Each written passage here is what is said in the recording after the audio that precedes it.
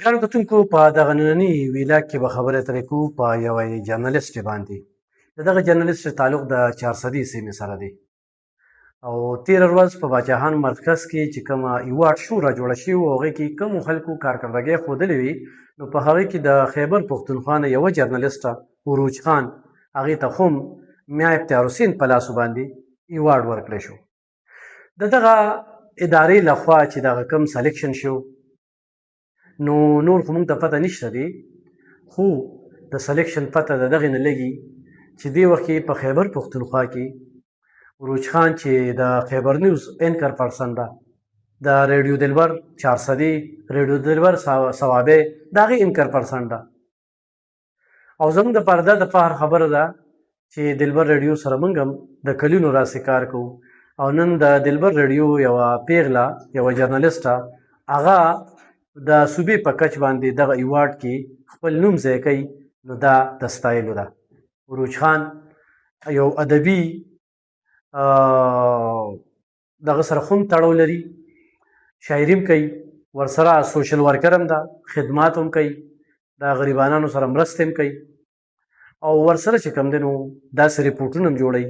چې هغه سخت ریپورټونه وي. نو دا د هغې زنانو دپاره چې دلته زموږ په دغه معاشره کې ډېر ټیلنټډ زنانه دي خو هغوی بس صرف استازي ځان ته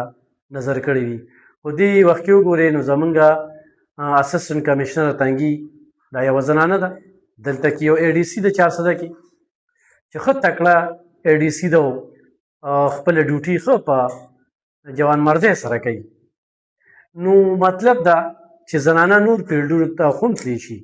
او بیا صحافت دغه فیلډ چې دې کې په سکولونو کې کالجونو کې لکه تېره ورځ موږ د چارسدي ډګري کالج پوسټ ګریجویټ کالج ته لاړو نو د هغه ځای اواز نه راوته، خو د هغه میډم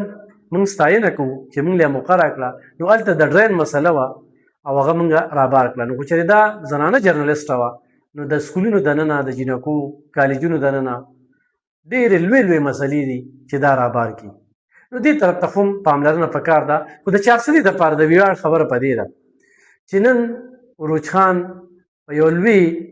اداره کې خیبر نیوز کې ایز ا نیوز کاسټره انکر پرسن کار کوي او دغه شانتې زموږ د چارسدي یوه بله انکره چې د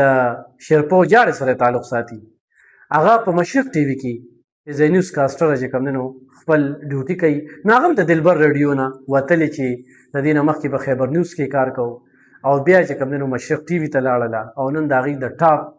نیوز کاسټر چې کومه ده نو دغه چارسدواله پیغله ده. مطلب د دې دا دی چې پښتونخوا کې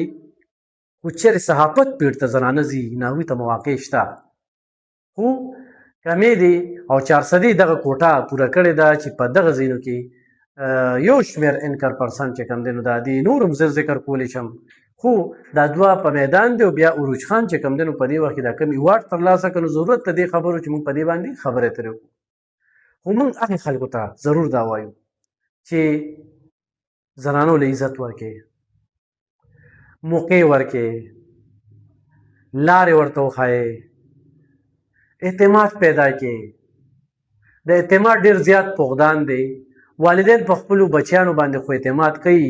خو د بار د معاشرې دغه خوشاټا دي، دغه لفنګې، دغه اوږي چې د هغوی په وجه باندې ډېر روغ روغ خلکه هغه بیا بدنام شي، یو داغ پې ولګي. خو د عروج خان شان زنانه چې کله په میدان کې وي چې خلکو ته ستغ جواب ورکوي، د هرو حالاتو مقابله کوي. داسې زموږ ډېرې خویندې په دغه فیلډ کې دي، په اسلام آباد کې کار کوي، په پېښور کې کار کوي چې خپل کار کوي. خو موږ د پښتون ډیجیټل کې وګورو نو ډېرې زنانه انکرې چې کوم دی هغه خپل کار کوي نو مواقع شته دي. خو موږ په دې باندې دا پروګرام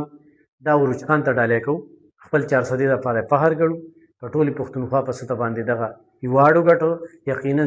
دا ډېره زیاته د ستاینې وړ خبره ده او په دې چې موږ څومره هم د هغې ستاینه وکړو، ډاډ ورکړو، داد ورکړو او امید ته ساتو چې آینده وختونو کې به خو هم دغه شانتې ایوارډونه اخلي او د چارسدي نوم به روښانه کوي. زموږ دعاګانې مرستې دا ورسرې دي او موږ د دلبر ریډیو دپاره دا فخر ګڼو. ډېره